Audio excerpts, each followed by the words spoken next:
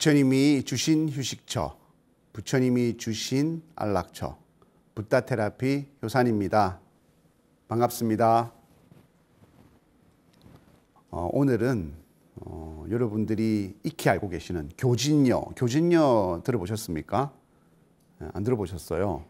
예. 안 들어보셔도 괜찮아요. 또는 듣고도 까먹으셔도 괜찮아요. 제가 매일 새롭게 얘기할 수 있잖아요. 예. 교진녀는 부처님께서 제도하신 첫 번째 제자입니다. 근데 이 교진녀는 극단의 교진녀예요. 오늘 제목이 극단의 교진녀인데 왜 극단의 교진녀나? 교진녀는 부처님에 대한 집착이 아주 많을 수밖에 없는 사람이었어요. 왜냐하면 교진녀는 부처님보다 나이가 25살 또는 20살 정도 많은 그런 분이셨어요. 교진녀는 원래는 부처님의 아버님이신 정반왕의 신하였습니다. 부처님이 어린 시절 시타르타로 태어나셨을 때 아버지 정반왕께서 인도에서 난다, 긴다 하는 좀 미래를 좀 볼 줄 아는, 별도 조금 볼 줄 아는, 사주도 조금 짚을 줄 아는, 점도 좀 칠 줄 아는, 또 간상도 좀 볼 줄 아는 그런 난다, 긴다는 사람들을 이렇게 불러 모았습니다. 그 중에 한 분이 교진녀였어요. 교진녀는 간상학의 대가였어요. 간상을 잘 봤어요. 그래서 갓 태어난 시타르타 태자를 탁 바라보면서 이렇게 말했습니다. 이분은 최소한 인도를 통일해서 태평성대를 통치할 전륜성왕이 되시거나 또는 부처님이 되실 분입니다 라고 얘기를 했어요. 그러면서 교진녀도 이런 생각을 했습니다. 만약 내가 죽기 전에 이 시타르타 태자가 부처님이 된다면 나도 그 제자가 되어서 그 부처님의 가르침을 받을 수 있으면 얼마나 좋을까라는 생각을 하게 되었습니다. 아니나 다를까 부처님께서는 29살에 출가를 하시게 됩니다. 그러니까 아버님인 정반왕은 걱정이 태산 같았습니다. 이 가필라국을 이어받아야 되는데 출가를 하게 되었으니 어린 시절부터 삼촌 같기도 하고 또는 스승 같기도 하고 또 옆집 아저씨 같기도 하고 그렇게 가까이 했던 교진녀를 부릅니다. 교진녀야, 내가 가서 지금 출가한 시타르타 태자를 옆에서 보살펴 주면서 그리고 설득을 해서 나중에는 왕궁으로 데리고 오너라 라고 하면서 교진녀를 비롯한 5명의 신하를 이렇게 특수부대를 만들어서 부처님 항궁 프로젝트라고 할까요? 항궁 프로젝트를 실행하기 위해서 5명을 보냈습니다. 그러니까 교진녀는 그렇게 생각했죠. 처음에는 왕궁으로 돌아가십시오라고 얘기했지만 시타르타 태자가 따라갔겠습니까? 안 갔겠습니까? 안 갔겠죠. 어쩔 수 없이 시타르타 태자와 같이 수행을 해야 되겠구나 해서 6년 동안 고행주의 수행을 했다고 제가 이전 방송 시간에 아마 부처님께서 고통에서 고통을 치유하신 이야기에서 얘기를 했던 것 같아요. 그렇게 부처님을 따라서 6년 동안 공연을 했습니다. 그러니까 옆에 있는 교진녀는 아들 같은 시타르타 태자가 어서 빨리 이 고행주의 수행을 통해서 이 몸은 정말 부정한 것이다. 항상 맛있는 것을 탐하고 좋은 것을 탐하고 아름다운 것을 탐하는 이 육신을 빨리 벗어나서 순수한 영혼, 그렇죠? 자이나 교도에서 얘기하는 그 순수한 영혼, 그거를 해탈을 얻어서 빨리 깨달음을 이루어서 진짜 금이한양해서 왕궁으로 돌아갔으면 좋겠다. 이제 오매불만 그것만 기다리고 있었던 거죠. 그래서 옆에서 산안토를 갖다 주면서도 너무 가슴이 아프지만 한편으로는 이제 곧 깨달음을 이루실 거야. 깨달음을 이루실 거야. 이런 마음으로 옆에서 시봉을 했더랬습니다. 그런데 부처님께서 어느 날 툭툭 털고 일어나서 6년 동안 그렇게 열심히 했던 고행주의 수행을 버리시고 우유죽을 받아 드셨단 말이에요. 너무 실망스러운 거죠. 그죠? 내가 25년 동안 기다렸는데, 그리고 6년 동안 내가 옆에서 지봉하면서 이제 조금만 더 하면 네가 될 건데 왜 여기서 포기하니? 그런 아버지의 마음처럼 너무 실망스러운 거예요. 그래서 교진녀가 이렇게 얘기했답니다. 고타마는 타락했다. 고타마는 타락했다. 이제는 고타마는 나는 보지 않을 것이다. 이렇게까지 얘기를 했던 거죠.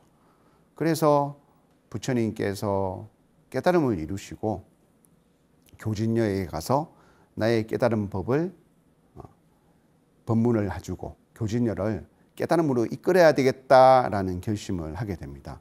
그래서 부처님께서 깨달음을 얻으셨던 보드가야 보리수 아래에서 교진녀와 5 비구들이 있던, 같이 수행했던 그분들이 있던 곳은 녹야원이라고 합니다.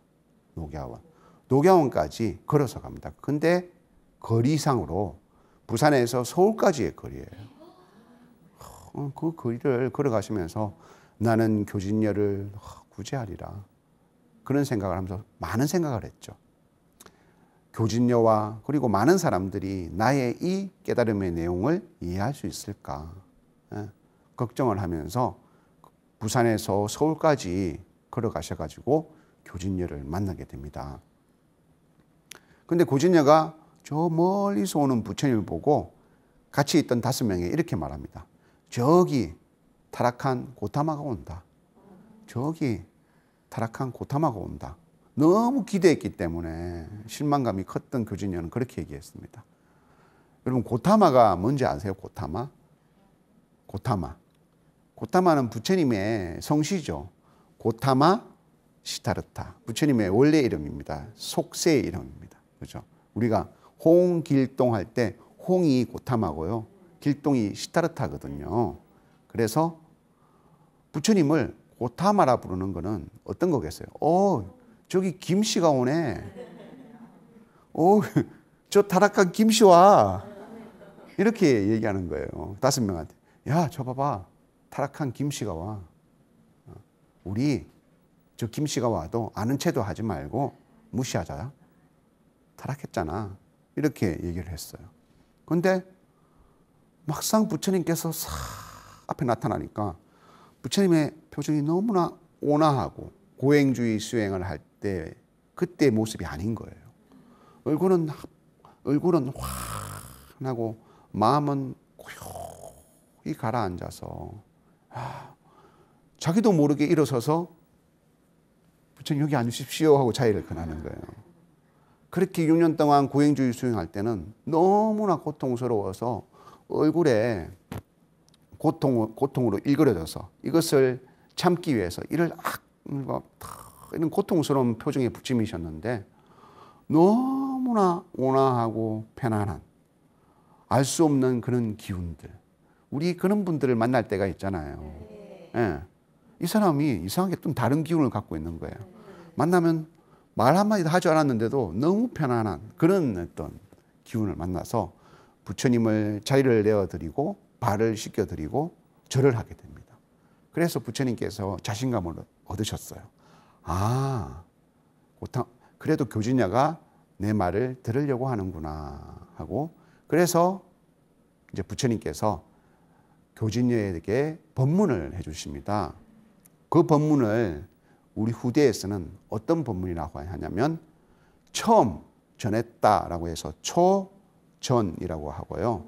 부처님의 법의 바퀴를 굴렸다 해서 법륜이라고 해서 제일 처음 일반 사람들에게, 그 대상자는 교진녀겠죠. 일반 사람들에게 처음 부처님의 깨달음의 법을 전했다고 해서 초전법륜이라고 합니다. 뭐라고요? 초전법륜이라고 합니다. 예. 그래서 초전법륜의 법문을 하시게 됩니다. 초전법륜의 법문 가운데는 많은 이야기가 있습니다. 교진녀가 듣자마자 깨달을 수 있었을까요? 무려, 그죠? 부처님이 깨달음을 얻기까지 그 기간 동안 교진녀는 저 멀리 녹야원에서 김씨, 석씨 이래 부르듯이 부처님에 대해서 타락했다고 얘기를 들었는데 근 한 달 동안을 부처님께서 그 자리에서 먹고 탁발을 하면서 계속 얘기를 하면서 한 달 정도 지났을 때 교진녀가 깨닫게 됩니다. 그때 부처님께서는 너무 좋아서 나의 법문을 듣고 나와 같은 깨달음을 얻은 사람이 생겼으니까 얼마나 좋겠어요.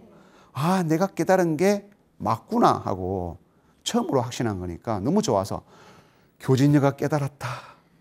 교진녀가 깨달았다.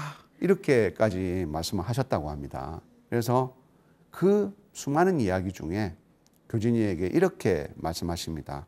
교진녀야, 눈으로 보는 것, 귀로 듣는 것, 입으로 맛보는 것, 또 몸으로 느끼는 것, 또 그것을 통틀어서 생각하는 것은 다 극단이다라고 해요. 다 엄청난 극단. 극단이라는 것은 안 좋은 거잖아요. 그죠? 막 화를 내도 확 화를 내는 게 극단이잖아요. 그죠? 많이 가지려고 하는 게 극단이잖아요. 극단이다라고 얘기를 해 주십니다. 그래서 눈으로 보고 귀로 듣고 코로 냄새 맡고 몸으로 느끼고 그것을 생각하는 것은 우리가 가야 할 길이 아니다라고 말씀을 해 주셨습니다. 우리는 그 길을 가지 않아야 진리의 길로 갈 수 있다라고 부처님께서 교진이에게 말씀해 주셨습니다. 왜 그럴까요?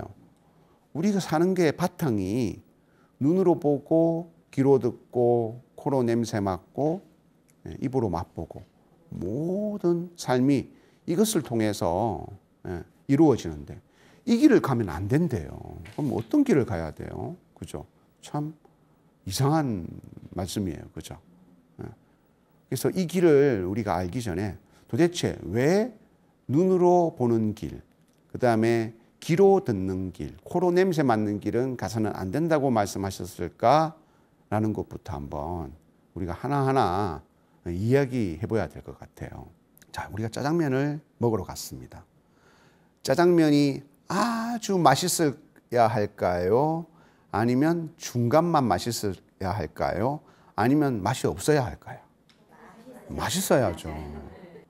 눈이나 귀나 코나 짜장면 냄새가 너무 좋아. 너무 좋아. 다 좋고 싫다는 것만 구분하는 극단계를 하고 있어요. 그래서 눈, 귀, 코, 입, 몸, 생각이 계를 하거든요. 그 계 이름이 뭔 줄 알아요? 육근계예요. 육근계. 육근계. 육근계예요. 그래서 우리 번뇌의 뿌리가 된다고 해서 육근이라고 합니다. 근자는 뿌리 근자를 써요. 그리고 우리 감각의 뿌리가 된다고 해서도 또 육근이라고 합니다. 그래서 이 눈, 귀, 코, 입, 몸 느낌이 생각이 똘똘 뭉쳤어요. 한마디로 일진이에요. 일진 클럽이에요. 눈이 쟤는 너무 커 이래 말하면 귀가 그래 그래서 내가 좋아하는 애야 목소리야 하면 입이 그래 하면서 목소리에다가 반가워 하면서 이렇게 말을 합니다. 몸도 막 너무 좋아하고 막 느낍니다. 얘들이 똘똘 뭉쳐가지고요. 그런데 참 희한한 게 이 6명의 일친 육근계에서 단 하나만 뭔가가 틀어져도 얘들이 벌떼같이 그래 속았어 그렇게 얘기한다니까요. 무슨 말이냐면 그렇게 맛있는 짜장면집에 갔었더랬어요. 눈으로 보니까 야, 저 짜장면 봐봐. 면발이 탱글탱글하지 않니? 기름이 반지르르하지 않니? 그래서 먹어보니까 입이 그렇게 정말 맛있어. 귀가 이야 면발 씹히는 소리도 장난 아니다. 자락자락 하면서 또 몸은 그렇게 합니다. 전율 대박 몸이 그렇게 얘기합니다. 그죠? 근데 얼마 지나서 다시 갔어요. 그런 경험 있죠? 네. 눈이 가 있는 면발 탱글탱글 기름 짜르르 그죠? 입을 딱 먹었는데, 입이 딱 얘기하는, 옛날 맛이 아니야. 옛날 맛이 아니야. 입이 그렇게 얘기하는 거예요. 그러니까, 이 육근계가 똘똘 뭉쳐졌잖아요. 그러니까, 진짜? 그러니까, 기도. 들어보니까 뭔가 변한 것 같아. 그래서 입이 말합니다. 주인이 바뀌셨어요? 그런 경우 많이 하죠. 그러면 주인이 그래요. 주인 안 바뀌었는데요. 네.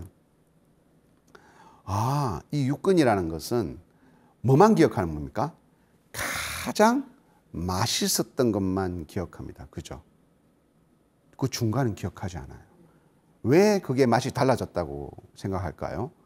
처음에 그렇게 맛있던 거를 또 맛보니까 그 처음 맛봤던 그 극단의 그 맛있음이 약간 작아진 거예요. 그죠? 그러니까 맛이 변했다고 생각하는 거예요. 그래서 이 육근계, 이 육근은 뭐만 좋아하는 겁니까?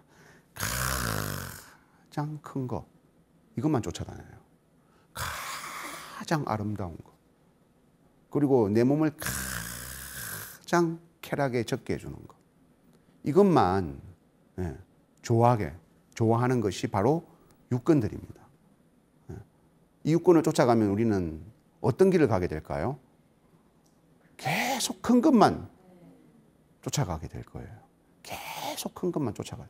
계속 큰 것만 쫓아가다가 큰 것을 가지지 못하면 어떻게 될까요? 고통스러워지죠. 1970년대를 살아보신 분 한번 손 들어 보십시오. 1980년대, 70년대.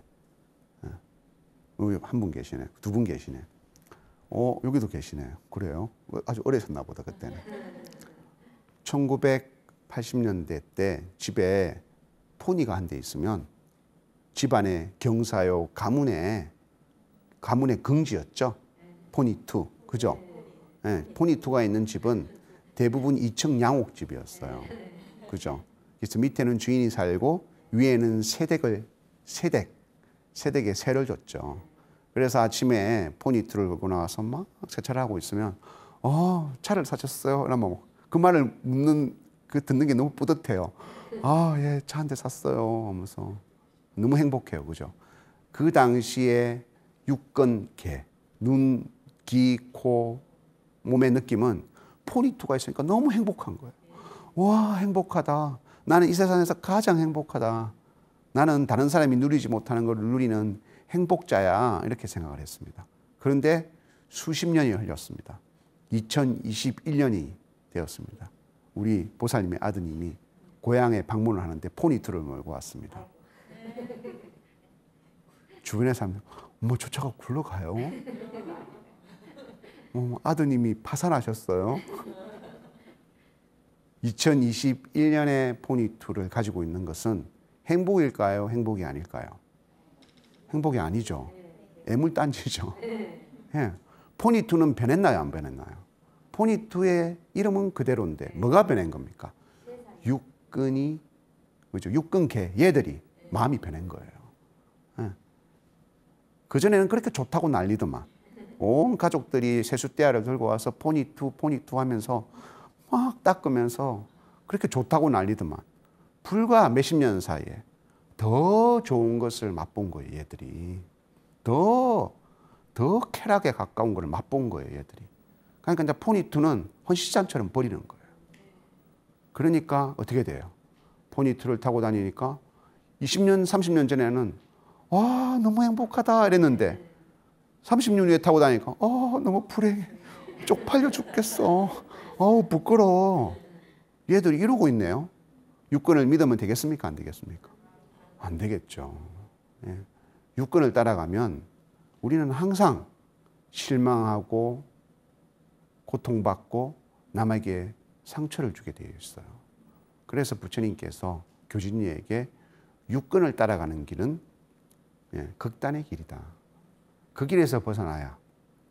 그래서 교진녀야, 몸을 괴롭힌다고 해서 우리가 했던 수행 기억하지? 몸을 괴롭힌다고 해서 순수한 열반의 세계가 나타나는 거 아니야. 몸이 따라가는 길을 잘 제어해야 돼.